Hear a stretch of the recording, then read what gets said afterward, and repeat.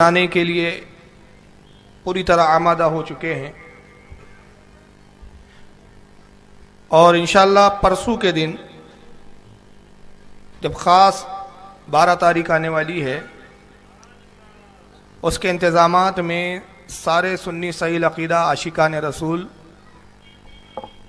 اپنے نبی کی آمد کا تذکرہ کرنے کے لیے اور اس کا چرچا کرنے کے لیے تیاریوں میں مصروف ہے۔ گویا جہاں بھی آپ جائیے عاشقان رسول میلاد النبی کی دھومیں مچا رہے ہیں، اور بالکل اس وقت منظر وہ نظر آ رہا ہے کہ بلکہ یہ شعر شعرافاق ہو چکا ہے،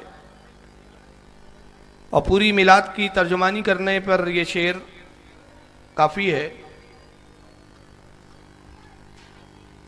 کہ پورے منظر کو دیکھ کر یہ حالات اور یہ چیزیں ہمارے سامنے آ رہی ہے کہ گویا نثار تیری چہل پہل پر ہزاروں عید ربیع الاول سوائے ابلیس کے جہاں میں سبھی تو خوشیاں منا رہے ہیں۔ سبحان اللہ، بے شک بے شک، اللہ اکبر،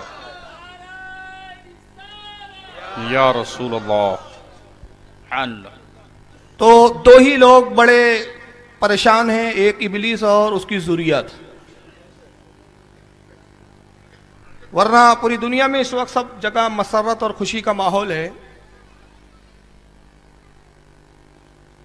دیکھیے انسان غم کب مناتا ہے اور خوشی کب مناتا ہے؟ کسی چیز کے گم ہونے پر غم مناتا ہے، کسی چیز کے حصول پر خوشی مناتا ہے۔ یہی ہے نا جی، کہ میں غلط کہہ رہا ہوں؟ بھائی اگر کچھ ضائع ہو جائے تو آدمی غمگین ہو جاتا ہے، اور کچھ پا لے تو خوش ہو جاتا ہے۔ بے شک بے شک۔ تو پاتا ہے تو خوش ہوتا ہے، کھوتا ہے تو غمگین ہوتا ہے۔ آپ خوش ہیں، دوسرے لوگ ناراض ہیں، غمزدہ ہے، تو وجہ کیا ہے؟ تو انہوں نے کیا کھویا، آپ نے کیا پایا؟ تو آپ نے مصطفیٰ کو پایا اس لیے خوش ہے، سبحان اللہ۔ اور چونکہ ان کا باپ ابلیس اس لیے ناراض ہے کہ اس کا شرک کا مذہب ختم ہو گیا۔ بے شک بے جب شک، حضور کی آمد ہوئی تو انہوں نے کھویا اور ایمان والوں نے پایا۔ بے شک۔ بہرحال آج میں کچھ تمیزی طور پر کچھ نئی باتیں، کچھ نئے گوشے آپ کے سامنے رکھنا چاہ رہا ہوں۔ میں یہ عرض کرنا چاہتا ہوں کہ جشن عید میلاد النبی صلی اللہ تعالی وسلم جو عید ہے، یہ عاشقوں کی عید ہے۔ سبحان اللہ۔ کن کی عید ہے یہ؟ عاشقوں کی۔ کون سے عاشق؟ عاشقان رسول جو اپنے نبی کریم صلی اللہ علیہ وسلم سے محبت کرتے ہیں۔ اور عشق کا ایک انداز ہوتا ہے، ایک مزاج ہوتا ہے کہ عشق اپنے محبوب سے جب محبت کرتا ہے تو اس کے لیے دلیل نہیں دیکھتا۔ ڈاکٹر اقبال خود کہتا ہے نا کہ بے خطر کود پڑا آتش نمرود میں عشق۔ حق ہے، سبحان۔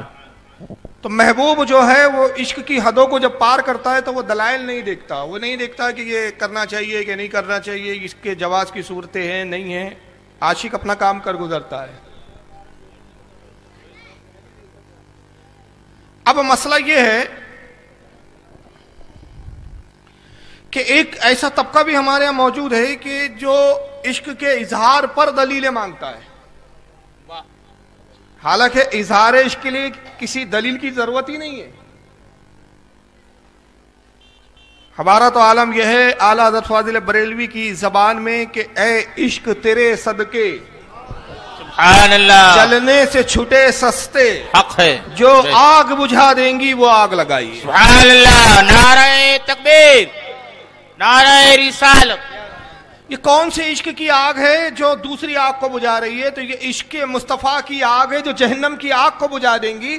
تو اعلیٰ حضرت کہتے ہیں کہ کتنا سستا سودا ہے کہ میں نے رسول اللہ سے عشق کیا تو میں اس عشق کے صدقے نہ جاؤں۔ اے عشق تیرے صدقے جلنے سے چھٹے سستے، کتنے سستے میں چھوڑ دیا گیا، جو آگ بجھا دیں گی، جہنم کی جو آگ بجھائیں گی وہ عشق کی آگ میں نے اپنے اندر لگائی ہے۔ سبحان اللہ، سبحان اللہ۔ تو عشق وہ ہے جو دلیلوں کا محتاج نہیں ہے، لیکن جو عاشق نہیں ہوتے وہ دلیلیں ڈھونڈتے ہیں، یہ کرنا چاہیے کہ نہیں کرنا چاہیے۔ اور ہم اہل سنت ہم کہتے ہیں کہ طیبہ نہ صحیح مکہ ہی افضل بڑا زاہد.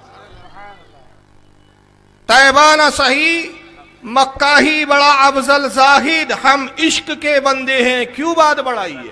سبحان اللہ سبحان. میں اس تعلق سے چند کچھ تمیدی طور پر کچھ باتیں عرض کرنا چاہتا ہوں اور اس کو آپ بڑے غور سے سنیں. اگر یہ چیزیں آپ کے ذہن میں یاد ہو گئی انشاءاللہ تو بہت سارے اعتراضوں کے جواب آپ کو خود مل جائیں گے. اصل میں کیا ہوتا ہے کہ ہندوستان اور پاکستان میں خاص طور باہر تو اتنا معاملہ نہیں ہے. اس وقت ہماری تحقیق کے مطابق 156 ممالک ہیں جہاں جشن عید میلاد النبی منایا جاتا ہے. سبحان اللہ. اور تعلق سے ہماری آرگنائزیشن سنی حنفیہ آرگنائزیشن نے 3 ڈیویڈیاں بھی نکالی تھی آج سے 2 سال پہلے، جس میں ہم نے 156 ملکوں میں کس طرح میلاد النبی منایا جاتا ہے، کس طرح جلوس نکالے جاتے ہیں، وہ 3 ڈیویڈیوں میں ہم نے اس کو دکھایا. اور باقاعدہ بمبئی میں وہ عام ہوئی اور بھی کئی علاقوں میں وہ ڈیویڈی عام ہوئی. لیکن پاکستان اور ہندوستان کا مزاج ایسا ہے، یہاں کچھ برساتی مینڈکیں ہیں. برساتی مینڈک وہ ہوتی ہے کہ جیسی پانی پڑا وہ بلوں میں سے باہر نکلتی ہے اور ٹر ٹر ٹر ٹر ٹر ٹر چالو. اب بارش تو اپنا کام کر رہی ہے، بارش کو برسنا ہے. اب یہ ٹر ٹر کرے یا ٹور ٹور کرے، بارش تو برسیں گی. بے شک بے شک. تو برساتی مینڈکیں نکلتی ہے کچھ اور پھر وہ پوچھنا شروع کر دیتے ہیں. اب جیسی موسم آیا، میلاد کا موسم آیا، برساتی مینڈکیں نکلیں گی اور پھر ٹر ٹر شروع ہو جائیں گی. میلاد منانا کہاں ہے؟ اب میلاد النبی جیسی ختم ہوا، 11ویں شریف آئی، آپ منانے میں لگے اور وہ آپ کو یہ بات منوانے میں لگے کہ یہ ہے نہیں. اب 11ویں کا موقع آئے گا پھر وہ مینڈکیں نکلیں گی برساتی مینڈکوں کی طرح. پھر کہیں گے بھائی 11ویں منانا کہاں ہے؟ 11ویں ختم ہوئی، رجب آئے تو کہا رجب منانا کہاں ہے، کوڈے منانا کہاں ہے. شوال کا موقع آیا تو کہا کہ شوال میں صاحب یہ منانا کہاں ہے، شب برات منانا کہاں ہے، فلا کہاں ہے. بس وہ ہر بار جیسے جیسے موسم آ رہے ہیں وہ سوالات برساتی مینڈکیں ٹر ٹر کرتی ہے. اور اکثر ایک سوال دہرایا جاتا ہے کہ کیا صحابہ نے میلاد منایا؟ کیا بات. رسول اللہ نے میلاد منایا، دلیل دو. میں اس سوال کو تھوڑا سا پلٹ رہا ہوں. کیا صحابہ نے میلاد منایا؟ یہ بہت سوال دہراتے ہیں، ہر سال یہ برساتی مینڈکیں نکلتی ہے، صحابہ نے منایا. ہم نے کہا بھائی سوال کرنا بہت آسان ہے، ذرا ہمارے بھی سوال کا جواب دو. کیا سوال کرنے کا ٹھیکہ تم نے لے کے رکھا ہے؟ کیا بات. واہ واہ. اور ہم نے کیا جواب دینے کا ٹھیکہ لے رکھا ہے؟ سوال تو ہمارے بھی ہے، ذرا اس کے بھی تو جواب دو. ہمارا سوال یہ ہے کہ چلو ٹھیک ہے تھوڑے دیر کے لیے ہم مان لیتے صحابہ نے نہیں منایا، حالانکہ منایا ہے، لیکن ہم مان لیتے نہیں منایا. تو ذرا ایک دلیل تو ایسی دو کہ جو کام صحابہ نے نہیں کیا کس دلیل سے وہ ناجائز اور حرام ہو گیا. واہ کیا بات. سوال کی نوعیت کو سمجھے. اگر کوئی کام صحابہ نے نہیں کیا تو وہ ناجائز ہو گیا، یہ کہاں کی دلیل ہے؟ کس نے کہا؟ کون سی دلیل ہے؟ کس حدیث میں آیا ہے کہ جو کام صحابہ نہ کرے اگر دوسرا کر لے تو وہ ناجائز و حرام ہے؟ اس کا کوئی ثبوت نہیں. بہت سے کام صحابہ نے وہ کیے جس کا حکم رسول اللہ نے نہیں دیا، مگر کیونکہ وہ عاشقان رسول تھے. تو میں نے کہا نا کہ عشق دلیل نہیں دیکھتا. عاشق محبت کرتا ہے اپنے محب سے اور محبت میں بہت حد سے گزر جاتا ہے. میں کچھ یہاں دلیلیں پیش کر رہا ہوں کہ جب انسان کی محبت عروج پاتی ہے، عشق اپنی منزلوں پہ بام عروج پر پہنچتا ہے تو حالات کیا ہوتے ہیں.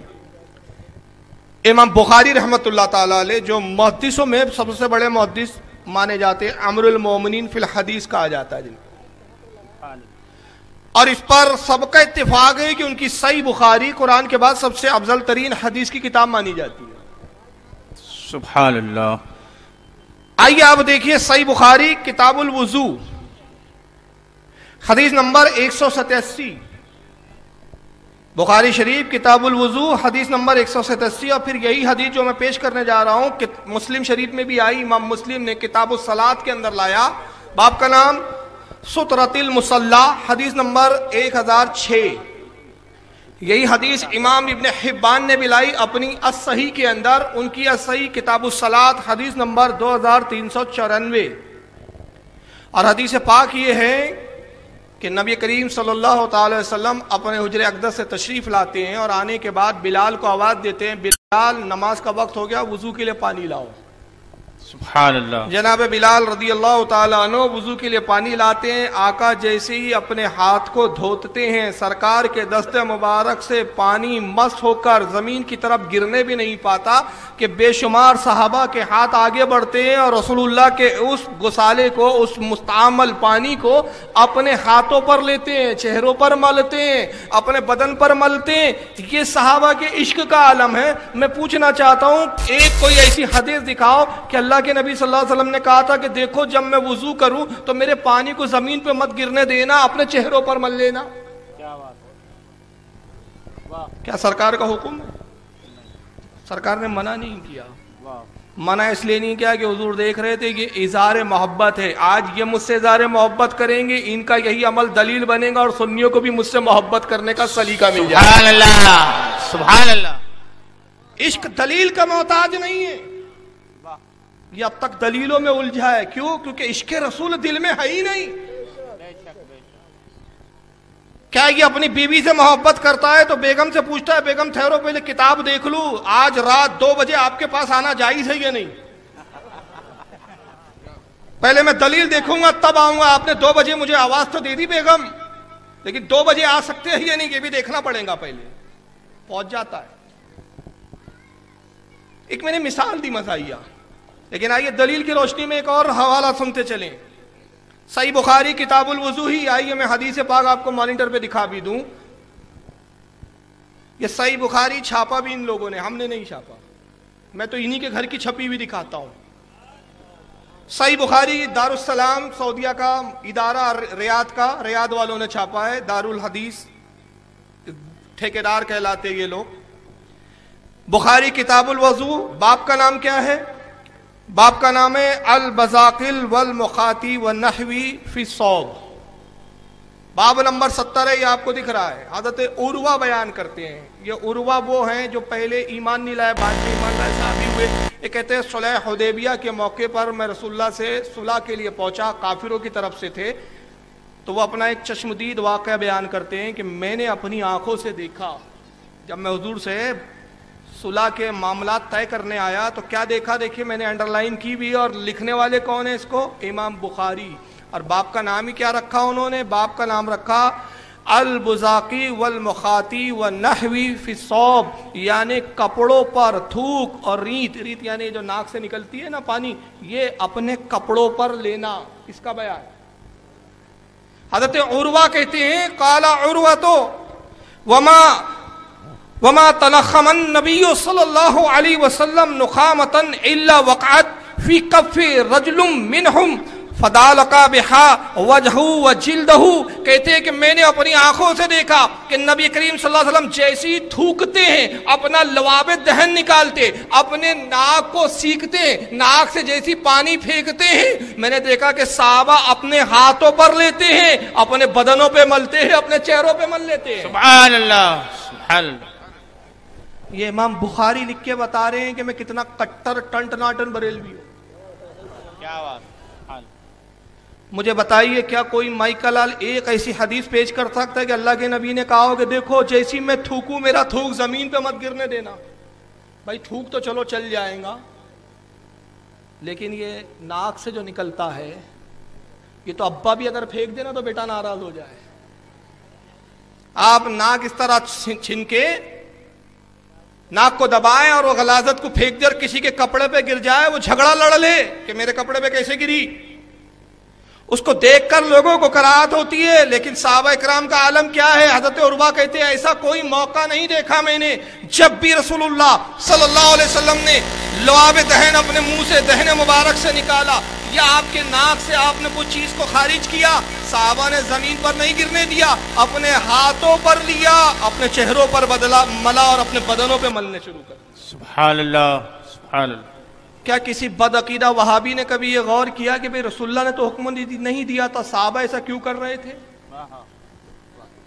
صحابہ اسی منزل پر تھے، اے عشق تیرے صدقے جلنے سے چھٹے سستے، جو آگ بجھا دیں گی وہ آگ لگائی۔ سبحان اللہ۔ امام قاضی ایاز، تھوڑا نعرہ کم کرتے، بہت جہاں ذات، حضرت امام قاضی ایاز رضی اللہ تعالیٰ نے بہت بڑے محدث ہے، دیوبندی بھی مانتے ہیں، غیر مقلد بھی مانتے ہیں، ماننے کا دعویٰ کرتے ہیں، حقیقت میں مانتے ہی نہیں. اور بلکہ ابن تیمیہ تو یہاں تک کہتے ہیں، رفع الملام ان کی کتاب ہے، عبد الحلیم ابن تیمیہ کی، احمد بن عبد الحلیم ابن تیمیہ جو غیر مقلدوں کے بہت بڑے علامۃ الدہر ہے 700 ہجری کے، وہ اپنی کتاب میں کہتے ہیں کہ امام قاضی ایاز وہ ہے کہ جن کی اتباع اور پیروی کی جاتی ہے، اور کتاب الشفا ان کی کتاب بارگاہ رسول میں مقبول ہو چکی ہے.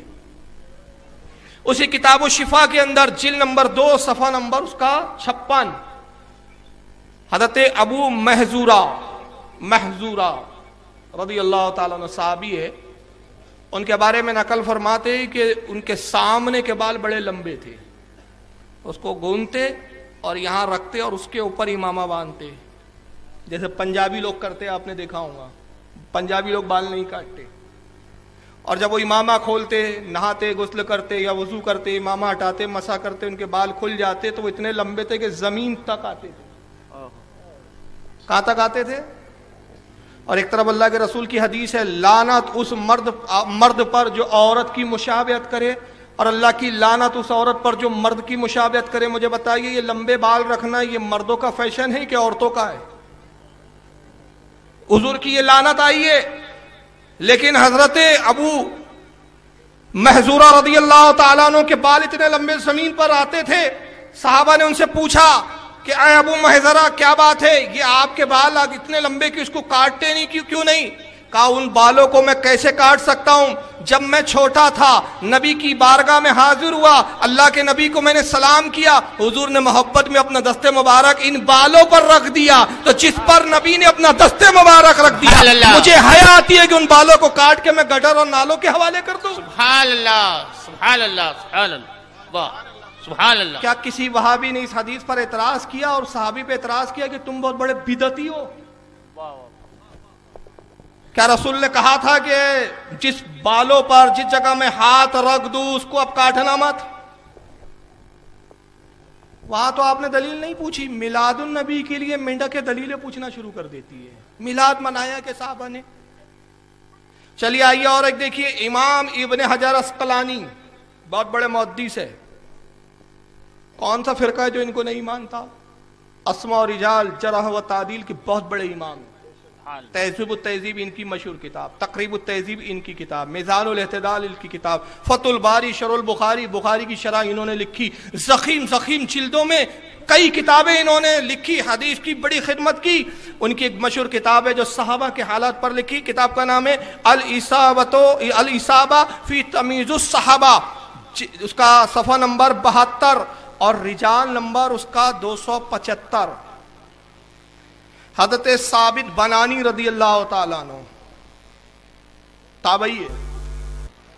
حضرت انس ابن مالک صحابی رسول کے شاگرد ہے.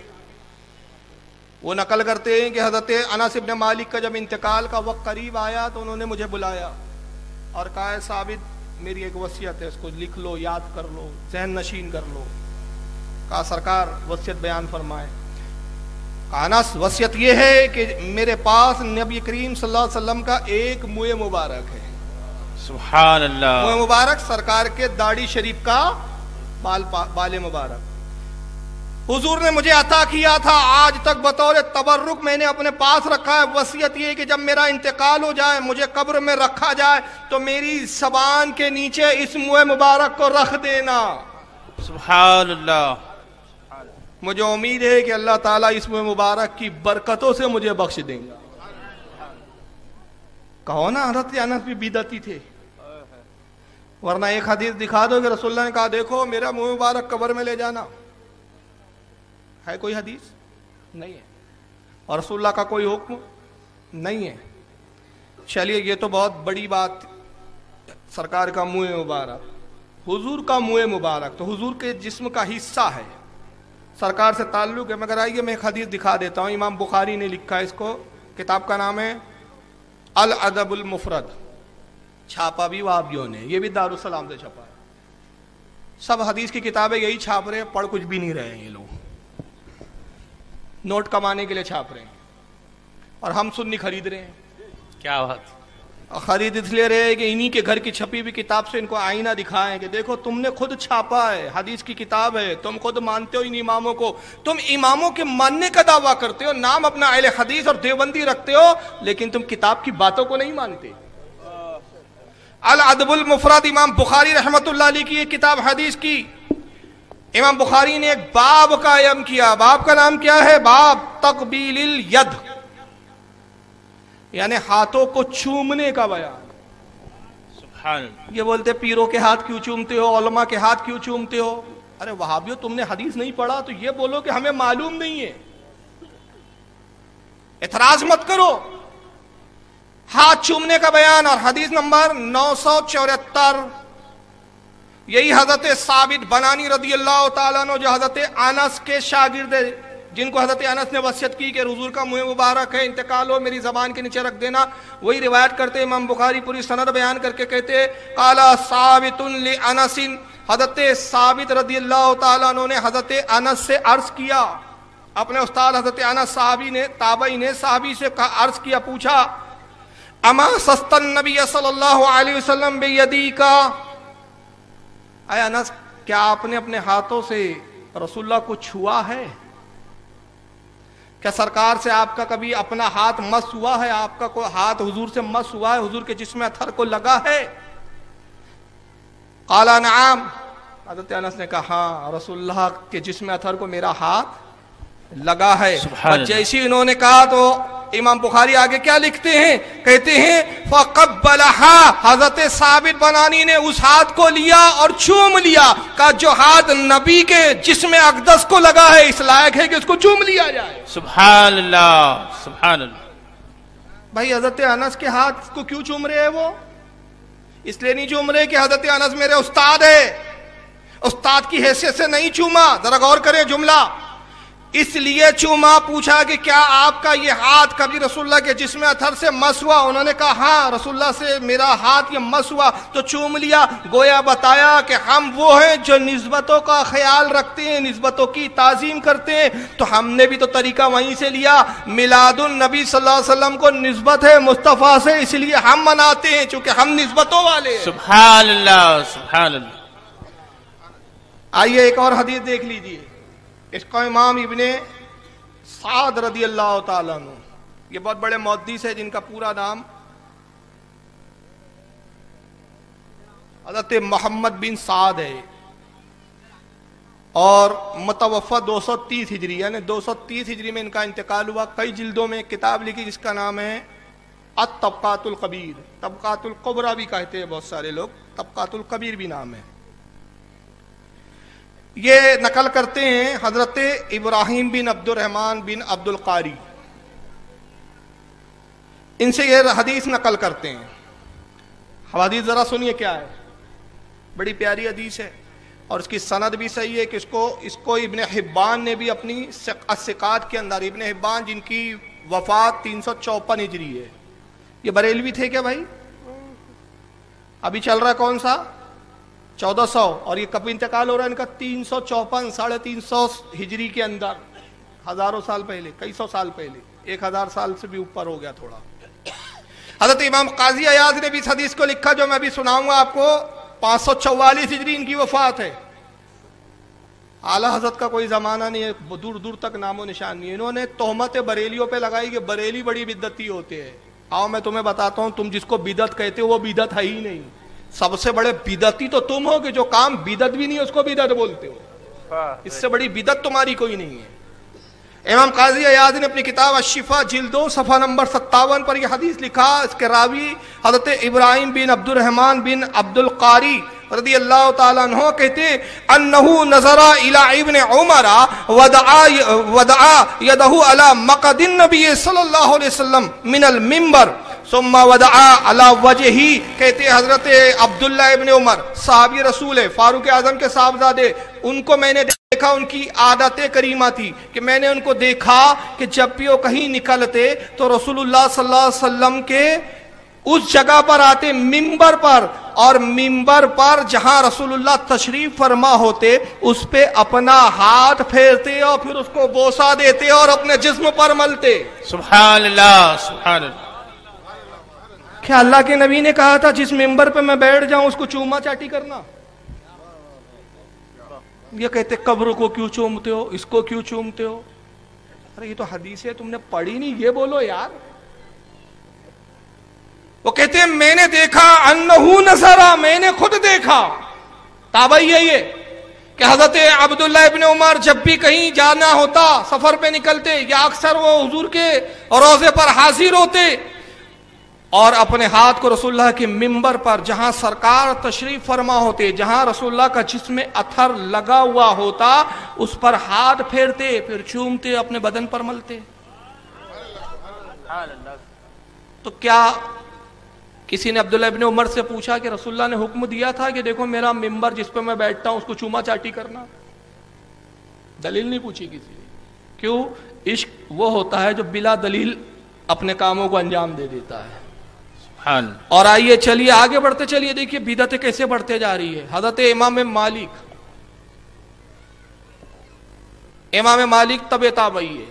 یہ خیر القرون کی بات بتا رہا ہوں میں, جس ادوار کی رسول اللہ نے گارنٹی لی ہے.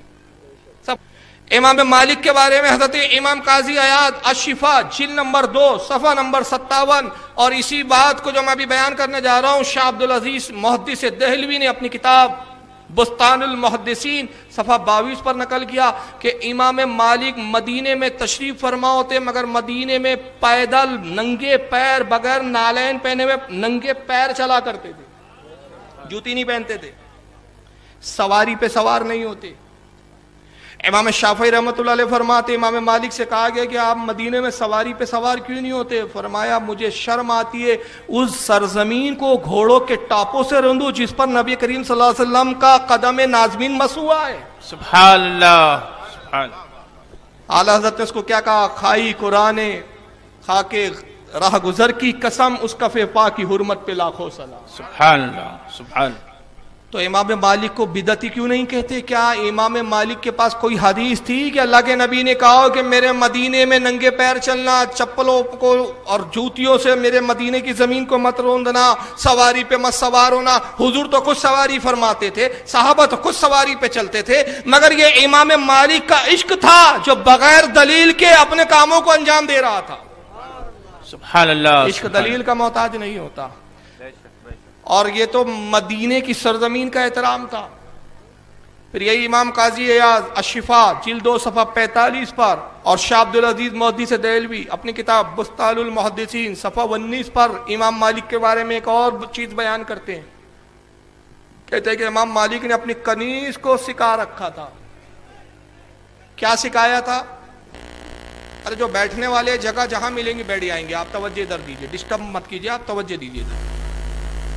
اپنی کنیز کو سکھایا. اور کیا سکھایا تھا کہ جب کوئی شخص آتا امام مالک کے گھر پر, کہتا امام مالک ہے؟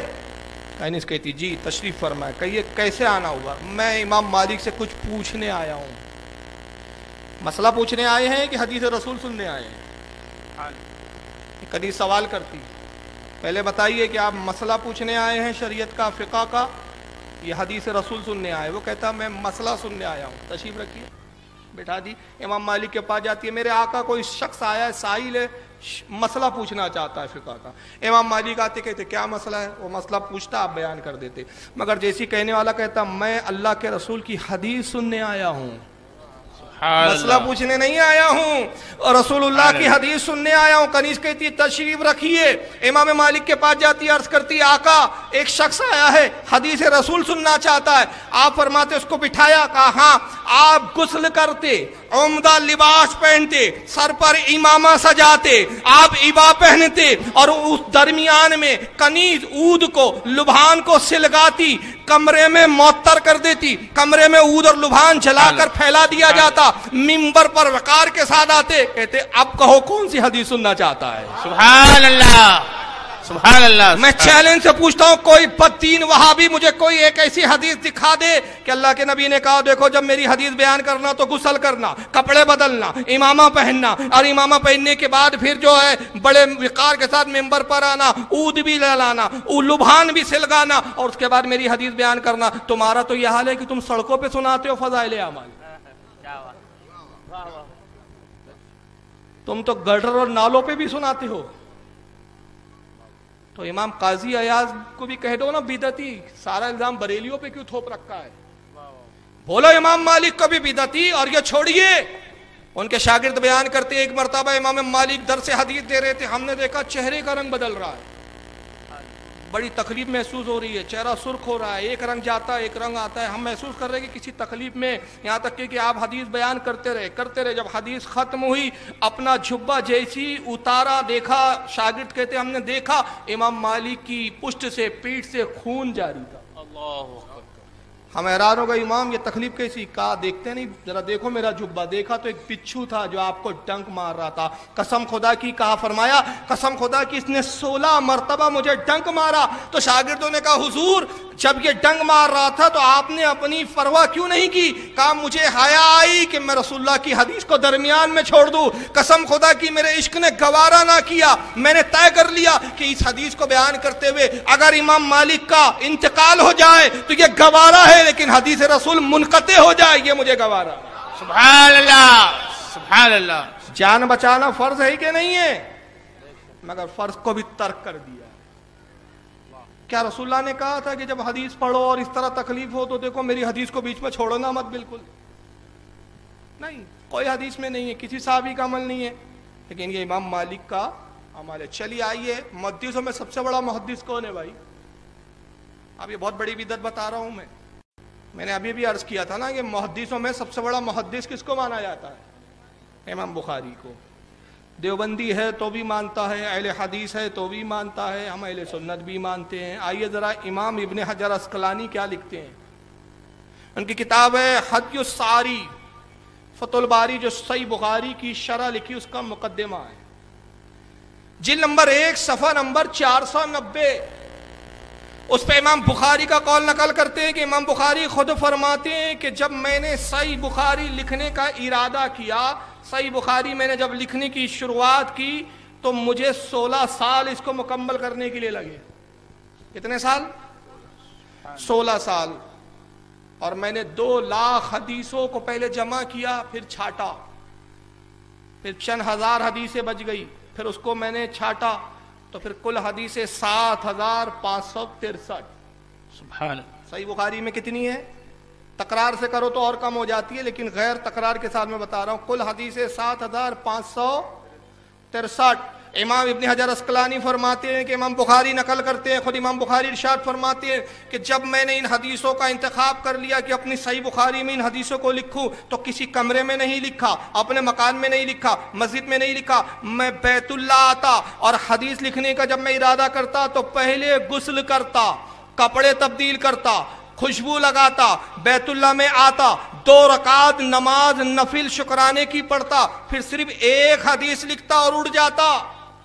سبحان اللہ. پھر دوسری حدیث لکھنے کا ارادہ ہوتا تو پھر غسل کرتا، پھر کپڑے دوبارہ تبدیل کرتے، پھر خوشبو لگاتے، پھر بیت اللہ میں آتے، پھر 2 رکعت پڑھتے، پھر دوسری حدیث لکھتے. تو اب میں کہتا ہوں 7563 حدیثوں کو جب بیت اللہ کے اندر خانہ کعبہ کے سامنے لکھا تو کتنی رکعتیں پڑھی؟ 15,126 رکعتیں پڑھی. 7563 مرتبہ غسل کیا، 7563 مرتبہ کپڑے تبدیل کیے. تو کوئی بدعقیدہ بتائے کہ رسول اللہ کی اور صحابہ کی کون سی حدیث اور قول ہے کہ صحابہ نے کہا دیکھو جب حدیث لکھنا تو پہلے غسل کرنا، کیا بات ہے.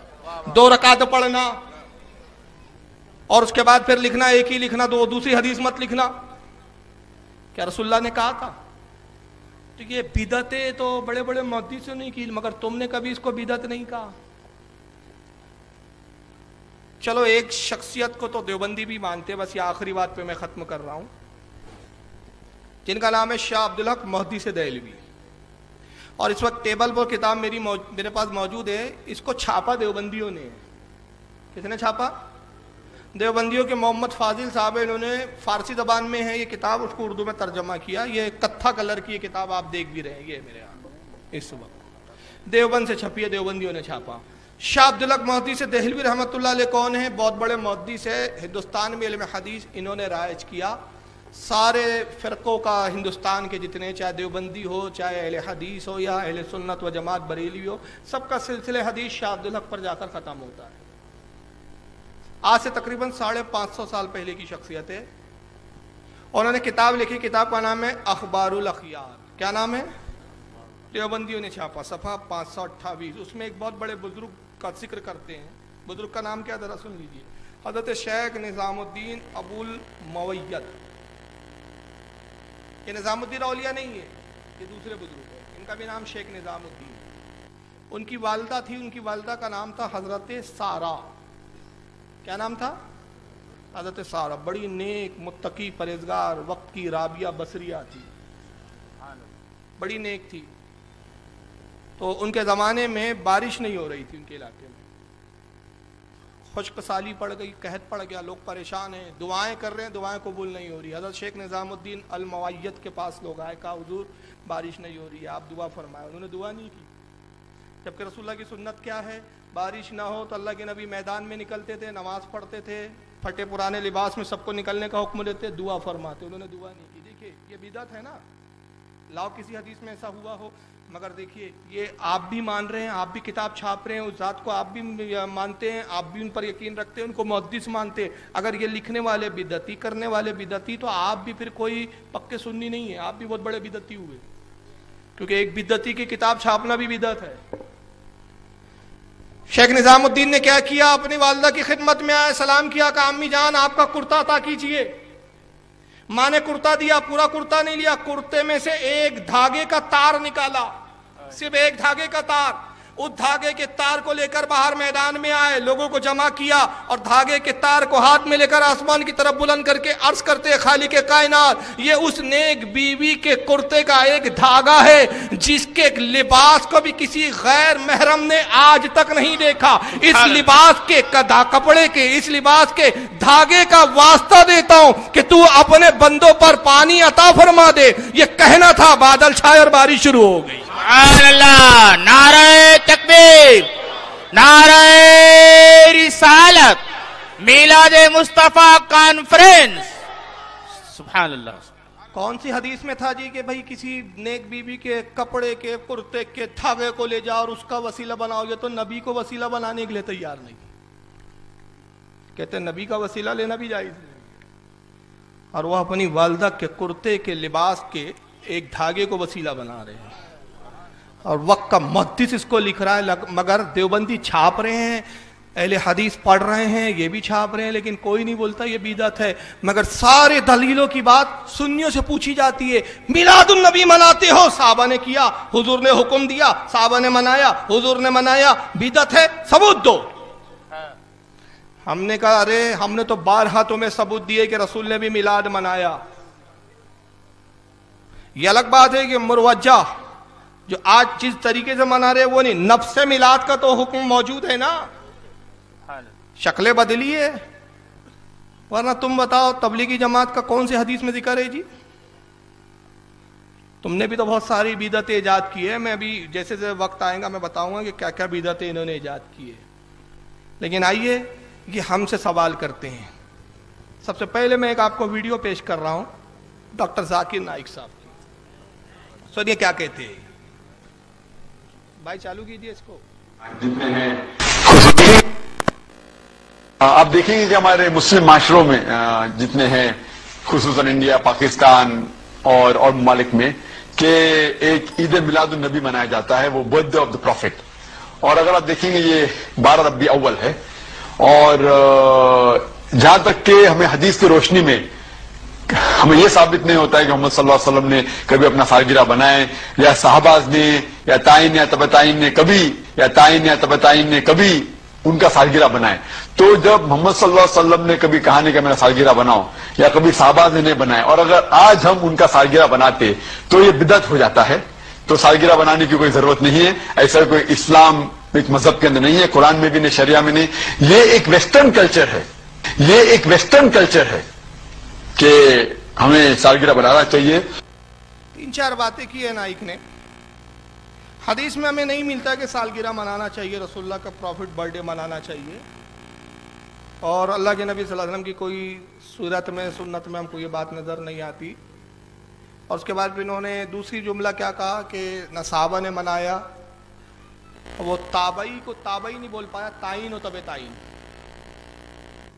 یہ پتہ نہیں کون سے تعین اور تعین ہے, یہ تعین و تب تعین یہ مجھے نہیں معلوم. وہ تابعین ہے اور تب تابعین ہے, تو وہ تعین اور تعین ہو گیا. وہ تو تعین نے بھی نہیں منایا. ارے بھائی تابعین نے منایا, تعین تھوڑی منائیں گے, صحیح تو ہے.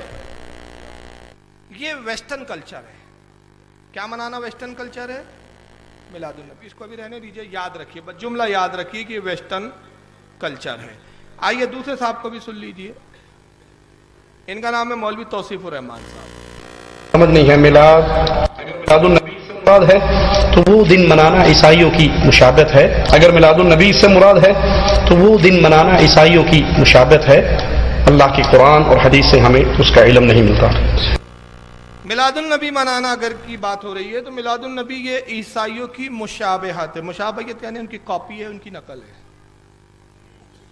تو کیونکہ عیسائی لوگ عیسیٰ علیہ السلام کا برتھ ڈے مناتے ہیں, میلاد مناتے ہیں, تو آپ بھی مناتے ہو, تو عیسائیوں کی مشابہت ہے. قرآن اور سنت میں حدیث میں ہم کو اس کا کوئی حکم نہیں ملتا. تو ان کے بھی نزدیک یہ عیسائیوں کی نقل ہے, اور ڈاکٹر ذاکر کے نزدیک بھی یہ ویسٹرن کلچر ہے. ویسٹرن مطلب باہر کے لوگوں کا, انگریزوں کا یہ کلچر ہے. مسلمانوں کا اس کا کوئی ثبوت اس میں نہیں ملتا. اچھا چلیے ٹھیک ہے. یہ ایک جگہ یہ انٹرویو دے رہے تھے ڈاکٹر ذاکر نائک صاحب, تو اس میں بھی ان سے سوال ہوا کہ کیا میلاد منانا جائز ہے, تو انہوں نے وہاں جواب دیا کہ نہیں, میلاد کا تو حدیث میں کوئی ثبوت نہیں ملتا. تبھی ایک اسلامی بہن نے ان کو فون کر دیا, ذرا فون سنیے.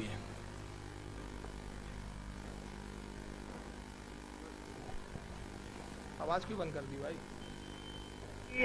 مسلمانوں کو غیر جی دوسرا سوال یہ ہے کہ کہا جاتا ہے حدیث میں کہ مسلمانوں کو غیر مسلموں کی تقلید نہیں کرنی چاہیے. جی, تو جو یہ ٹائی اور جو جس سوٹ میں آپ بیٹھے ہیں یہ غیر مسلم زیادہ پہنتے ہیں, بلکہ وہی پہنتے ہیں, تو کیا یہ جائز ہے ٹائی پہننا یا یہ فل سوٹ پہننا ہے؟ بہت شکریہ. دونوں سوال بڑے اہم سوال. ٹائی پہ تو پہلی بات ہوئی تھی, ایک اور تفصیل سے بھی میں چند دنوں میں بات ہم کریں گے ٹائی کے حوالے سے اور حوالے سے. کتنی دیر کنٹرول ہوں؟ 40 سیکنڈ ہمارے پاس ہے بریک پہ جانے سے پہلے, اس لیے ہم جواب جو ہیں اس کا.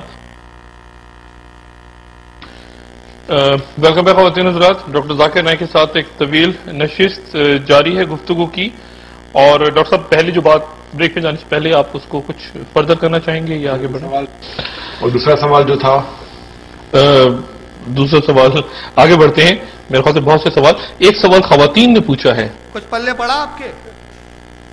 ہاں اچھا, آواز سمجھ میں آ رہی ہے کہ نہیں آ رہی ہے نا؟ تو ایک اسلامی بہن نے سوال کیا کہ بھائی یہ کہا جاتا ہے کہ مسلمانوں کو غیروں کی نقل نہیں کرنی چاہیے, غیروں کی مشابہت نہیں کرنی چاہیے. تو ذاکر نائک صاحب اور آپ جو جس لباس اور جس سوٹ اور بوٹ میں بیٹھے ہیں, ٹائی پہن کر آپ, تو یہ تو عیسائیوں کا ہی لباس ہے, یہ ویسٹرن کلچر ہے نا. تو اس کے بارے میں آپ کیا ہے؟ تو کنٹرول روم کتنا ٹائم باقی ہے؟ ذاکر صاحب کو پیشاب آ گئی ہے, کیونکہ ہم نے تو صرف بریلیوں پہ تنقید کرنا سیکھا ہے, جواب دینا تو سیکھا ہی نہیں. ہم نے تو سوال, ہمارا نام ہی سوالیہ نشان ہے, کوشچن مارک. کنٹرول روم کتنے ہیں؟ 40 سیکنڈ, 40 منٹ سیکنڈ باقی ہے. اب 60 سیکنڈ میں تو بات نہیں ہوئی, بریک لے لیتے ہیں. بریک لے لو, سانس وانس ٹھیک کر لو, سانس اکھڑ رہی ہے آپ کی, کیونکہ آپ کے نفس پر اب بات آ گئی ہے. اب جیسی کنٹرول روم سے بریک لیا, بریک لینے کے بعد واپس آئے. ہاں ڈاکٹر صاحب پردہ کرنا چاہیں گے آپ؟ مطلب بھاگیں گے کہ سوال کا جواب دیں گے؟ دوسرا سوال پوچھ لیجئے. بات سمجھ میں آ رہی ہے؟ یہ جو کرے سب ٹھیک, یہ اپنے بدعتوں کو نہیں بتاتے, لیکن جیسے میلاد النبی کی بات ہو, سنیوں کی بات ہو, تو بدعت ہے, صحابہ نے کیا. اب خبیر بتائیے صحابہ نے کبھی اس طرح کا لباس پہنا؟ بلکہ مشابہت ہے. اور کس اعتبار سے؟ علماء نے فرمایا ٹائی لباس نہیں ہے, یاد رکھیں ٹائی لباس نہیں ہے, عیسائیوں کا شعار ہے. ان کا مذہبی سمبول ہے، اور وہ اس لیے سمبول ہے، ان کی مذہبی کتابوں میں باقاعدہ لکھا ہوا اسلام کے خلاف عقیدہ ہے۔ وہ کہتے ہیں نعوذ باللہ من ذالک کہ عیسیٰ علیہ السلام کو صلیب پہ چڑھا دیا گیا تھا، یہودیوں نے ان کو سولی چڑھا دی۔ ہمارا عقیدہ یہ ہے کہ حضرت عیسیٰ علیہ السلام کو سولی نہیں دی گئی بلکہ آپ آسمانوں میں اٹھا لیے گئے۔ یہ عقیدہ اسلام کے خلاف ہے، اور چونکہ صلیب کا نشان وہ پلس کا ہوتا ہے، اسی کی نشانی کے طور پر عیسائیوں نے اس کو مقدس جان کر ٹائی کی ایجاد کی۔ یہ مذہبی شعار ہے، اور جو کسی کا مذہبی شعار اپنائے اس کے بارے میں اللہ کے رسول کی صاف صریح حدیث موجود ہے۔ آقا نے کہا من تشبہ بقوم فہو منہم، جو جس قوم کی نقل کرے وہ انہی میں سے ہے۔ تو یہ لباس تو صحابہ کا نہیں ہے۔ اچھا چلو یہ ویسٹرن کلچر نظر آیا ان کو میلاد، لیکن نائک صاحب ذرا اسٹیج پر کیسے آتے وہ بھی ایک ذرا دیکھ لو، یہ کس کی نقل ہے ذرا یہ بھی بتا دیجیے۔ On stage, the articulate analyst, Dr. Zakir Naik.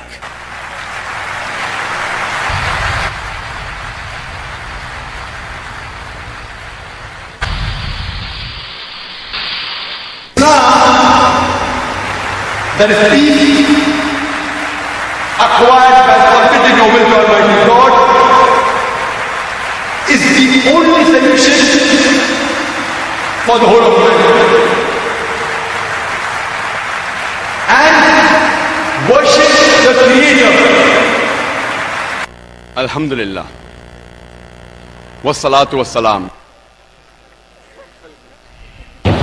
جیسا کہ میں نے عرض کیا خواتین و حضرات، ہماری یہ آج کی آخری نشست ہے۔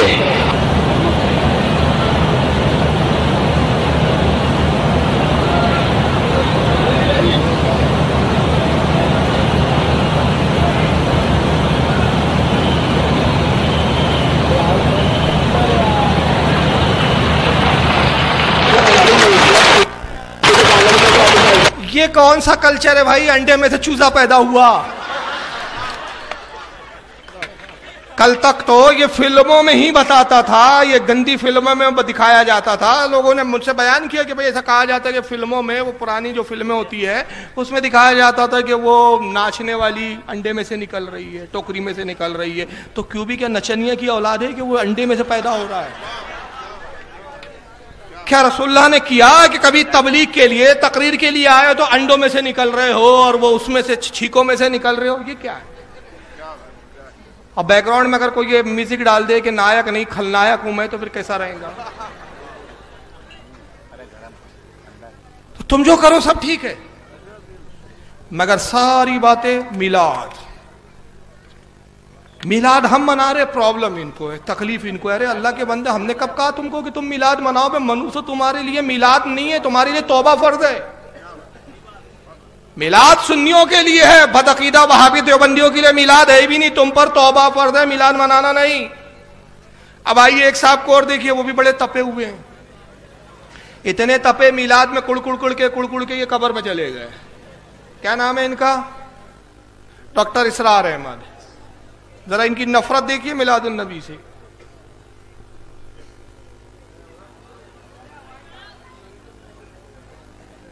ارے آواز کیوں بند کر دیتا بندہ ایک بار؟ عید میلاد النبی عید ہو گئی ہے، کیا اس کا حکم دیا محمد رسول اللہ نے؟ یفعلون ما لا یؤمرون، وہ اپنی ہی ایجاد کردہ روایات ہیں، اپنی ہی ایجاد کردہ بدعات ہیں، اپنی ہی ایجاد کردہ رسومات ہیں، ان پر لگے ہوئے ہیں اور دعوے کرتے ہیں اللہ سے محبت، رسول کے عشق کے، جبکہ ان کے عمل میں نہ اللہ کی اطاعت ہے نہ رسول کا اتباع ہے۔ اب جب ایسی صورت پیدا ہو جائے تو کیا کریں؟ فمن جاہدہم بیدہ فہو مومن، تو جو مسلمان بھی ان کے خلاف جہاد کرے گا اپنے ہاتھ سے، اپنی طاقت سے، وہ مومن ہوگا۔ ومن جاہدہ بلسانہ فہو مومن، اور جو ان کے خلاف جہاد کرے گا اپنی زبان سے، وہ بھی مومن ہوگا۔ وہی تین درجے۔ ومن جاہدہم بقلبہ فہو مومن، دل سے نفرت رکھ کر جو جہاد کرے گا بالقلب وہ بھی مومن ہوگا۔ فما وراء ذلک من الایمان حبۃ خردل، اس کے بعد تو ایمان رائی کے دانے کے برابر بھی نہیں ہے. یہ اسرار ہے بس آپ کا غصہ نفرت ملا سے دیکھ رہے ہیں آپ لوگ. عید میلاد النبی ایک نئی عید ہو گئی ہے. کیا رسول اللہ نے اس کا حکم دیا؟ میں پھر وہ سوال دہرا دوں، اگر نبی نے نہیں دیا تو اس سے وہ کام ناجائز کیسے ثابت ہو گیا؟ یہ اصول بنایا کس نے؟ پہلے اس ذات کا، اس شخصیت کا نام بتاؤ کہ جس نے یہ اصول بنایا ہو، جس نے یہ ضابطہ دیا ہو کہ دیکھو جو کام کا حکم رسول نے نہ دیا ہو، جو کام کو صحابہ نے نہ کیا ہو، وہ کام بدعت ہو جاتا ہے. یہ اصول کس نے بنایا؟ پہلے اس کا نام بتاؤ. میں چیلنج کر رہا ہوں. بعد نفرت کتنی ہے؟ عیسائیوں سے اتنی نفرت نہیں ہے. کیوں؟ امریکہ کے تو تلوے چاٹنے میں زندگیاں گزر گئی. کرسچنوں سے نفرت نہیں ہے. میلاد منانے والوں سے کتنی نفرت ہے. وہ نفرت کے جملے تو میں بعد میں ان کے دہراتا ہوں. پہلے میں آپ سے سوال کرتا ہوں کہ جہاد کس کے ساتھ کیا جاتا ہے؟ بولیے، مسلمانوں کے ساتھ کہ کافروں کے ساتھ؟ تو میلاد کا اتنا بڑا گناہ عظیم ہے کہ آپ نے اپنے نبی کی یاد کی. آپ نے صرف یہ کہا نا، آپ نے شرک کیا، کفر کیا، کیا کیا؟ آپ نے نبی کی میلاد منا کر یہ ظاہر کیا کہ آج مصطفیٰ پیدا ہوئے تھے، تو آپ نے شرک کو کاٹا کہ شرک کیا؟ ارے ہم تو شرک کی کاٹ کر رہے ہیں. عیسائیوں نے عیسیٰ علیہ السلام کو دیکھ کر کہہ دیا خدا کے بیٹے ہیں. یہودیوں نے عزیر علیہ السلام کے معجزات کو دیکھ کر کہہ دیا خدا کے بیٹے ہیں. ہمارے علماء نے تو میلاد منا کے بتا دیا، میلاد کو رائج کر کے بتایا کہ رسول اللہ کے معجزات کو دیکھ کر خدا کا بیٹا نہ کہنا. محمد انسان ہے، پیدا ہوئے تھے، بی بی آمنہ ماں ہے، باپ عبداللہ ہے، دادا عبد المطلب ہے. جو پیدا ہوتا ہے وہ بشر ہوتا ہے، خدا نہیں ہوتا. واہ، بے شک، سبحان اللہ. اور خدا وہ ہے جو پیدا ہونے سے پاک ہے. بے شک بے شک. ہم نے تو توحید کی بات کی ہے. ہم نے تو اپنے نبی کی پیدائش بنا کر بتایا کہ مصطفیٰ پیدا ہوئے ہیں. تو ایسا کون سا جرم عظیم کر لیا بھائی کہ جہاد فرض ہو گیا تمہارا؟ اور جلال میں آ کے آپ کہتے ہیں کہ جب ایسی صورت پیدا ہو جائے کہ لوگ میلاد النبی منانے لگے، جبکہ اس کا حدیث میں ذکر نہیں ہے، رسول اللہ نے حکم نہیں دیا، صحابہ نے نہیں دیا، تو ایسی صورت ہو جائے تو فمن جادہو بیدہی فہو مومن، جو ان سے ہاتھ سے جہاد کرے گا وہ مومن ہوگا. اور ایک طرف یہ کیا ڈھنڈورا پیٹتے ہیں، ہم تو بڑے سیدھے سادے لوگ، محبت کی بات کرو. وہ ایک ڈرامہ آتا ہے روتے ہوئے، امت بن جاؤ، امت بن جاؤ. بے غیرت، اس کو بھی تو بول. ایک طرف چاپلوسی کرتے ہو. یہ اتنا خبیث فرقہ ہے. میں تو پورا ہندوستان اور دنیا گھومتا ہوں، میں نے دیکھا ہے جہاں یہ قلیل ہوتے ہیں، کم تعداد میں ہوتے ہیں، بڑی محبت کی بات کریں، محبت کی بات کرو، رسول اللہ کی محبت کی بات کرو، سیرت کی بات کرو. اور جہاں منود بڑھ جاتے ہیں قبروں کو بموں سے اڑانے لگتے ہیں. فتنے یہ پیدا کرتے ہیں، آتنک یہ پھیلاتے ہیں، دہشت گردی یہ کرتے ہیں، بم یہ رکھتے ہیں، مسجدوں میں یہ بم رکھتے ہیں، قبروں پہ بم یہ رکھتے ہیں، مندروں کو یہ اڑاتے ہیں، ٹرینوں میں بم یہ رکھتے ہیں. ساری دہشت گرد تنظیمیں انہوں نے بنا رکھی ہے. محبت کی بات کہہ رہے ہیں. یہ مگرمچھ کے آنسو، یہ مکاری کسی اور کو دکھاؤ، شیطانی بات کسی اور کو سمجھاؤ.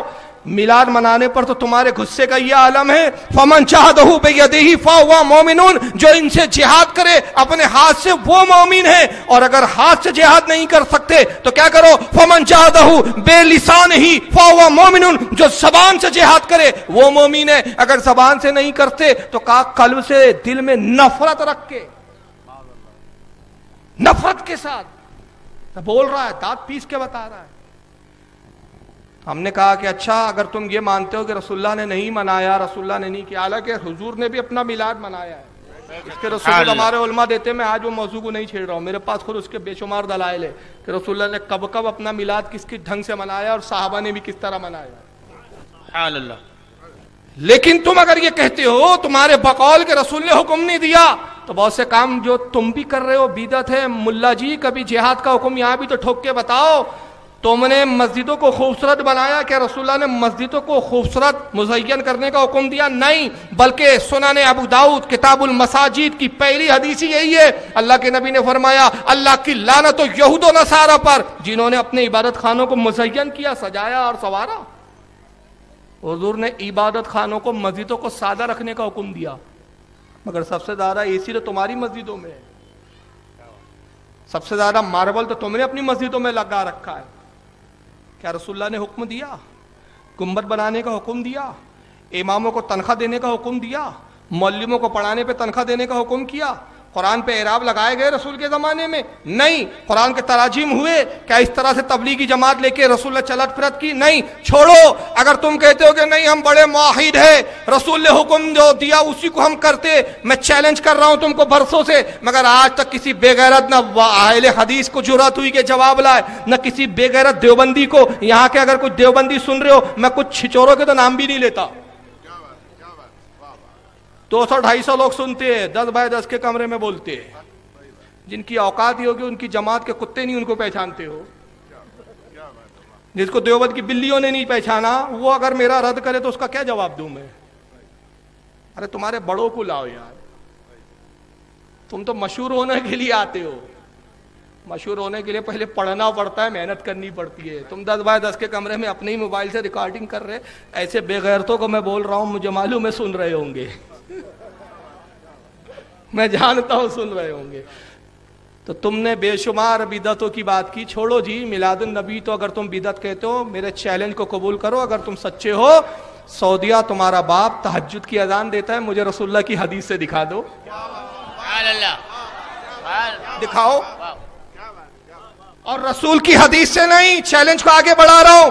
तहज्जुद की अजान की बिदअत तुमने इजाद की सऊदिया में, आज भी होती है। मस्जिद नबवी से तहज्जुद की अजान पुकारी जाती है, मस्जिद हराम से तहज्जुद की अजान पुकारी जाती है। अरे हुजूर तो हुजूर है, सहाबा के दौर में दिखा दो, ताबई के दौर में दिखा दो, तबे ताबई के दौर में दिखा दो, अइम्मा के दौर में दिखा दो, तुर्की हुकूमत के बाद उससे पहले किसी भी हुकूमत में दिखा दो, नहीं दिखाएंगे। ये आले सऊद की बिदअत है। दिखाओ तो हमें भी तहज्जुद की अजान क्यों देते हो? दीन समझ के देते हो क्या बेदीनी? जब इनकी ऐसी बात करो ना, कहते नहीं नहीं नहीं नहीं, ये जो मिसालें देते हैं ना बरेलवी लोग, मस्जिद की मिसाल देते हैं, लाइट की मिसाल देते हैं, प्लेन की मिसाल, मैं तो ये मिसालें देता भी नहीं। मेरी एक तकरीर है जिसका नाम है बिदती कौन और इल्जाम किस पर। मैंने इनकी ऐसी ऐसी बिदतें दिखा दी कि आज तक जवाब भी नहीं सूझ रहा है इनको। क्या बात, परेशान है बेचारे। इनके मुल्लाओं की बिदत दिखा, एक नमाज पढ़ाते पढ़ाते मोबाइल आया तो भाग गया, ये बिदतें दिखाया मैंने। एक मौलवा इनका हरम का इमाम जब नमाज पढ़ाने आया, उसका हाल ये है कि सजदे में जाता है, खड़े होता है, अल्लाह अकबर बाद में बोलता है, खड़े पहले हो जाता है, माइक पर आके अल्लाह अकबर बोलता है। तो मैंने तो ऐसी ऐसी बिदतें दिखाई कि जवाब नहीं सूझ रहा है इनको, परेशान है ये। तो छोड़ो, मैंने कहा भाई एक ताज्जुद की बता दो कि कौन सी बिदत है जो तुमने इजाद की, किस हदीस में जिक्र है, हमें भी तो बताओ। आज तक सांप सूंघा हुआ है। लेकिन आइए, बिदत की तारीफ क्या है, बिदत कहते किसको है, मैं यहाँ 3 बातें पेश कर रहा हूं। सबसे पहले हदीस पाक। अब ये हदीस दिखाने से पहले मैं एक सवाल करता हूं और उसी का सवाल का जवाब आपको सिखा देता हूं। जब भी कोई बदअकीदा पूछे ना, मिलाद मनाते हो, सहाबा ने मनाया क्या, रसूल ने मनाने का हुक्म दिया क्या, तो उससे जवाब दो हाँ भाई मिलाद मनाते, चलो हमने थोड़े देर के लिए मान लिया। सुनो, बहुत ही गौर से जवाब, पढ़े लिखे नौजवानों को मैं मुतवज्जे कर रहा हूँ खास तौर से, इस चीज को याद कर लो। अगर मतन याद ना रहे तो कम से कम उर्दू का तर्जुमा भी याद रख लिए, बहुत काम आएंगी ये चीज आपके। उनसे ये सवाल करो, रसूल ने हुक्म नहीं दिया, तुम कहते हो ठीक है, साहबा ने नहीं मनाया, तुम कहते हो ठीक है, तो साहबा ने कहां मना किया वो दिखाओ, और रसूल ने कब मना किया वो दिखाओ। अब ये कहेंगे नहीं ये तो बेहुदा बात है। आइए, ये बेहुदा बात ही नहीं है, ये हम जो कह रहे हैं ये हदीस से कह रहे हैं, जो तुम कह रहे हो अपने अकल के घोड़े कह रहे हो। सुना ने अपने माजा में आपके सामने दिखा रहा हूं। कौन सी किताब है? हदीस की किताब है ना, मानते हो कि नहीं मानते हो इसको भी? सुना ने अपने माजा, फिर कह दूं छपी भी नहीं क्या से। बाप का नाम बाबुल अतीमा, खाने पीने का बयान, हदीस नंबर 3366 3366 हदीस नंबर। आइए, इमाम इब्न माजा इस हदीस को कैसे बयान करते हैं। उन्होंने पूरी सनद बयान की और कहा इसके रावी सलमान फारसी है। अन सलमान अल फारसी आला सईला रसूलुल्लाह सल्लल्लाहु अलैहि वसल्लम अनिस्समने वल जुबने वल फिरा। नबी करीम सल्लल्लाहु अलैहि वसल्लम से 3 चीजों के बारे में सवाल पूछा गया। हज़रत सलमान फारसी कहते हैं हुजूर से साहबा ने 3 चीजों के बारे में पूछा। कहा या रसूलल्लाह, घी के बारे में क्या हुक्म है? घी होता है ना, घी खाने के बारे में क्या हुक्म है? पनीर के बारे में क्या हुक्म है? और फिरा के तर्जुमे बहुत सारे हुए हैं।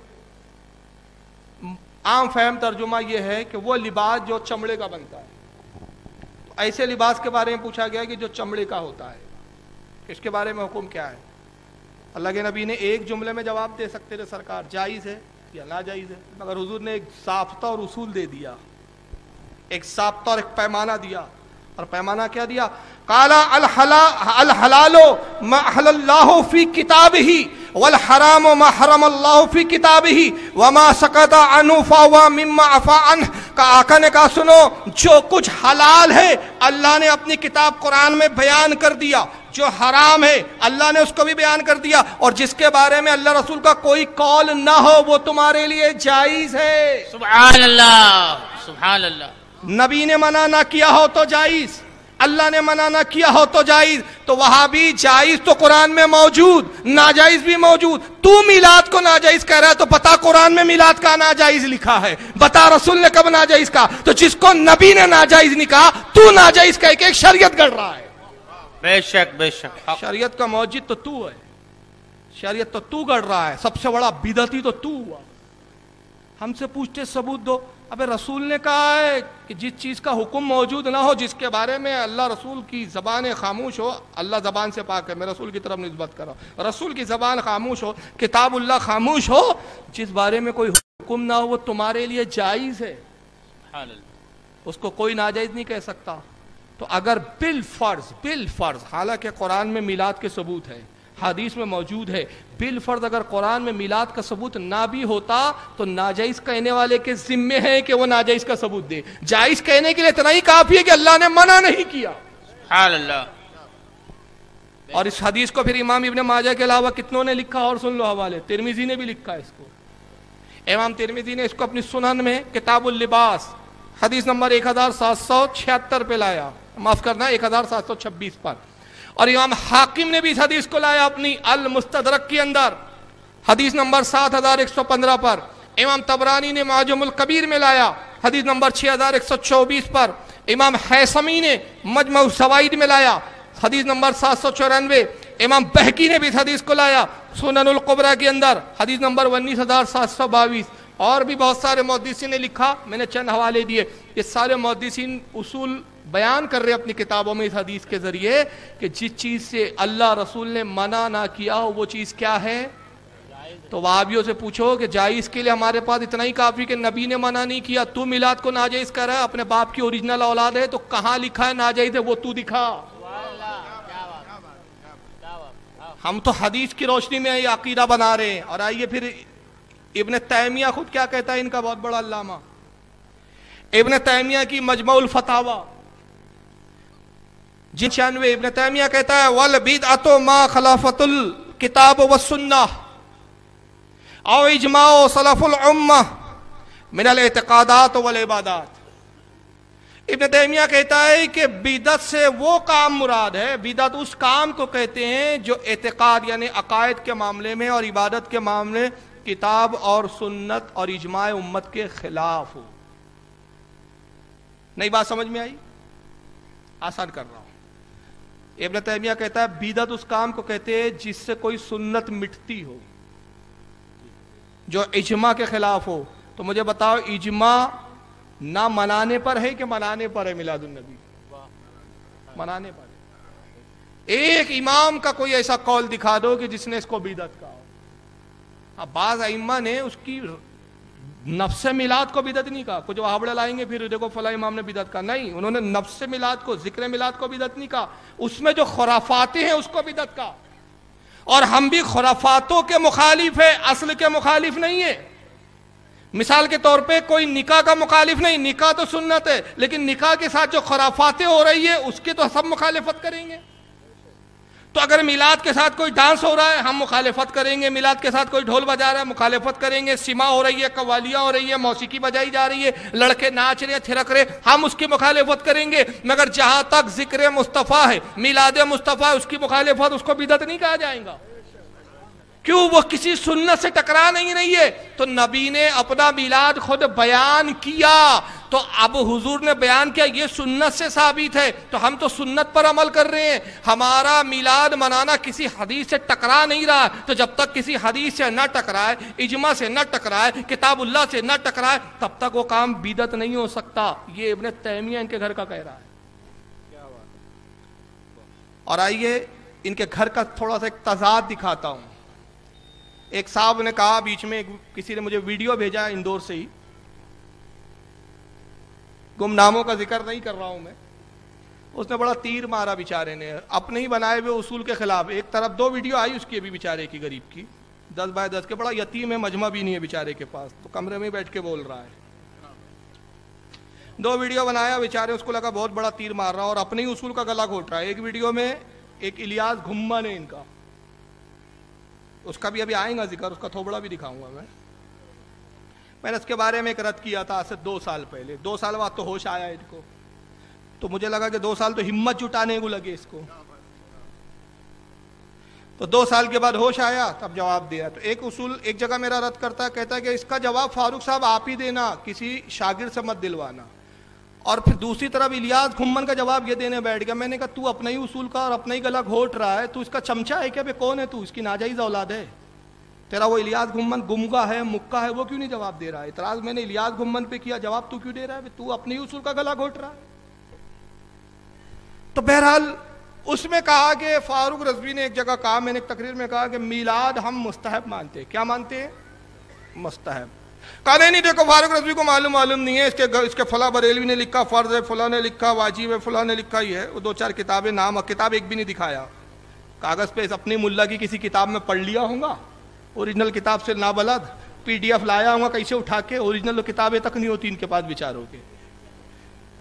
اور آدھے سے زیادہ کمنٹس میں میرے لیپ ٹاپ کو کوس رہا ہے. وہ بیچارہ سیمسنگ کمپنی کا لیپ ٹاپ لے کر آ جاتے ہو, یہ کرتے ہو کرتے. میں نے کہا پہلے یہ طے کر لو مجھ سے تکلیف ہے کہ لیپ ٹاپ سے تکلیف ہے, تم اب تک طے نہیں کر پائے. بیٹے لیپ ٹاپ تو 6 سال سے میں لے کے چل رہا ہوں, تقریر تمہیں ننگا تو میں 18 سال کی عمر سے کر رہا ہوں. میری پہلی کتاب آئی تھی قرینِ زندگی جب میں 18 سال کا تھا, سب جانتے ہو کتاب کو, ہے نا. ننگا تو تب سے کرتے ہوئے آ رہا ہوں, لیپ ٹاپ سے تو ابھی تم کو پبلک میں ننگا دکھا رہا ہوں میں. تو یہ لیپ ٹاپ بیٹا اس لیے نہیں ہوتا, یہ تم مکاروں کے لیے اس لیے لایا جاتا ہے کہ تم مکار انکار کرتے ہو نا, ہمارے مولانا نے لکھا نہیں, ہمارے مولانا نے کہا نہیں, تو میں لکھا ہوا بھی دکھاتا ہوں, بولتا ہوا بھی دکھاتا ہوں, تاکہ دیکھ لو کہ یہ کیا بول رہا ہے. کہا دیکھو ان کے مولانا میں اعتراض ہے, اس کا جواب میں بعد میں دوں گا, پہلے اپنے گھر کا جائزہ لو, اپنے گھر کو دیکھ لو پہلے کیا ہے. آئیے ذرا یہ دیکھتے چلیں اب کتنے تضاد ہے اور کتنے پاگل فتوے ہیں. یہ ان کے یہاں کے غوث عالم ہے, اس کو غوث عالم کہتے ہیں. یہ کون؟ رشید احمد گنگوئی, کتاب کا نام فتاوی رشیدیہ. یہ میرے پاس اوریجنل بھی موجود ہے. مانیٹر پہ تو اس لیے دکھانے کے لیے مانیٹر لگائے جاتے ہیں, لیپ ٹاپ اسی لیے ہے. بیچارہ یہ سیمسنگ کا جو ہے نا لیپ ٹاپ, اس نے بھی سوچا نہیں ہوگا کمپنی میں بنتے وقت کہ مجھے وہ سعادت ملیں گی کہ کئی سال میں وہابیوں کو ننگا کرتا رہوں گا, اس نے بھی نہیں سوچا ہوگا. یہ فتاوی رشیدیہ ہاتھ میں میرے. آئیے ذرا دیکھیے پہلے رشید احمد گنگوہی صاحب کیا لکھتے ہیں. صفحہ نمبر 115, دیوبند کے بہت بڑے علامہ اور مولوی الیاس کاندھیلوی تبلیغی جماعت جنہوں نے بنائی, ان کے استاد ہیں. ان سے ایک سوال ہوا کہ مولود شریف, مولود یعنی میلاد النبی کو ہی بولتے ہیں, مولود شریف اور عرس کے جس میں کوئی بات خلاف شرع نہ ہو, جیسا کہ حضرت شاہ عبدالعزیز رحمت اللہ علیہ کیا کرتے تھے, آپ کے نزدیک جائز ہے یا نہیں؟ اور شاہ صاحب واقعی مولود اور عرس کرتے تھے یا نہیں؟ 3 سوال ہے, پہلا سن لیجئے. یہ اتنا پیدل تھا یہ علم سے یہ رشید احمد گنگوئی, سوال کچھ ہوتا تھا جواب کچھ دیتا تھا. اور اس کے تو کئی سوال کے جواب ایسے کہ ہنسی آتی ہے. اس سے ایک سوال کسی نے پوچھا تھا ایک زمانے میں کہ نوٹ پر تصویر چھپی ہے ملکہ وکٹوریہ کی, اس کا استعمال کرنا جائز ہے نہیں. 1 صفحے کا سوال ہے پورا. کتنا سوال کتنا ہے؟ 1 صفحے کا, کہ بھئی یہ نوٹ کا استعمال کا کیا حکم ہے, اس پہ زکوٰۃ دینے کا کیا حکم ہے, جیب میں رکھنے کا کیا حکم ہے, اس پہ نماز ہوں گی یا نہیں ہوں گی, گھر میں کھلا ہو تو کیا حکم ہے, کیا وہ حدیث اس پر صادق آتی ہے کہ جہاں تصویر ہو جاندار کی فرشتے نہیں آتے. سارے سوالات. جواب کتنا معلوم ہے؟ عادل ہے ان کا. فقیر کو تحقیق نہیں, فقط بندہ عبدالرشید گنگوئی. سوال کرنے والا بھی کوس رہا ہوں کہ دلت دھرم منوج کے پاس پوچھ لیا, کچھ بھی نہیں معلوم اس کو. اور اعلیٰ سے جب پوچھا گیا تو پوری ایک کتاب ہی لکھ ڈالی اس پر. اور عرب کے 37 علماء کی تصدیقات ہے اس کے اوپر. سبحان اللہ. اب 3 سوال ہوئے کہ میلاد شریف اور عرس منانا کیسا. پہلا سوال کیا ہے؟ میلاد منانا کیسا. دوسرا سوال کہ شاہ عبد العزیز محدث دہلوی مناتے تھے، کون تھے یہ؟ شاہ ولی اللہ صاحب کے صاحبزادے تھے اور اپنے صدی کے مجدد تھے. اور اسماعیل دہلوی جو ان کے سب سے بڑے علامہ مولانا شہید جن کو بولتے مولوی اسماعیل کے یہ سگے چچا تھے، اپنے زمانے کے محدث عالم، وہ مناتے تھے. تو آپ کے نزدیک جائز ہے یا نہیں؟ اور وہ مناتے تھے کہ نہیں مناتے تھے؟ یہ تحقیق کیا ہے؟ 3 سوال ہے، جواب کیا دیتے ہیں؟ عقد مجلس مولود اگرچہ اس میں کوئی امر غیر مشروع نہ ہو مگر اہتمام و تدعی اس میں بھی موجود ہے، لہذا اس زمانے میں درست نہیں. وعلی ھذا عرس کا جواب ہے. اب یہ تھوڑا بڑا گاڑی اردو ہے، کچھ جملے نہیں سمجھ میں آئے ہوں گے، میں آسان کرتا ہوں. کہتے ہیں کہ جو اصل مولود شریف میلاد کی مجلس کا معاملہ ہے اس میں اگرچہ کوئی شریعت کے خلاف کام نہ ہو، شریعت کے خلاف اگر کام نہیں بھی ہو رہے تب بھی میلاد منانا جائز نہیں. کیوں؟ کیونکہ اہتمام کرنا، میلاد کا اہتمام کرنا، تدعی یعنی لوگوں کو بلانا، دعوت دینا، لوگوں کو جمع کرنا، یہ اس میں موجود ہے. تو یہ ملا جی کے پلے نہیں پڑا کہ لوگوں کو نبی کا ذکر کے لیے جمع کرنا یہ کیسے بدعت ہو گیا جی؟ کیونکہ یہ چیز اس میں بدعت موجود ہے. تدعی یعنی لوگوں کو بلا کے جمع کرنا، اس کا اہتمام کرنا مجلس کا، اس لیے ناجائز ہے. یہ کون سا اصول ہے؟ اور اسی کو پھر عرس پر قیاس کر لیجئے. بہت اشیاء ہے کہ اول مباح تھی پھر کسی وقت میں منع ہو گئی. مجلس عرس و مولود بھی ایسا ہی ہے. کہتے بہت سی چیزیں تھی پہلے جائز تھی، بعد میں، جملہ سنیں، پہلے کیا تھی اور بعد میں ناجائز ہو گئی. اسی طرح یہ میلاد ہے. تو چلو ملا جی نے پہلے تو مان لیے کہ پہلے میلاد جائز تھی، آج ہم ناجائز کہہ رہے ہیں. یہ تو چھپ گیا. اور 2 سوال آخری کے اڑائی دیے کہ شاہ عبد العزیز مناتے تھے کہ نہیں مناتے تھے. جواب ہی نہیں دیا. کیوں جواب؟ اس لیے نہیں دیا کہ شاہ عبد العزیز مناتے تھے میلاد. ان کے ابا شاہ ولی اللہ بھی بناتے تھے، اور ان کی کتاب میں لایا ہوں، یہاں موجود ہے، رسائل شاہ ولی اللہ. اس کے اندر ایک رسالہ ہے جس کا نام ہے الدار السمین فی مبشرات النبی الامین. اس میں وہ خود کہتے ہیں کہ میرے والد شاہ عبد الرحیم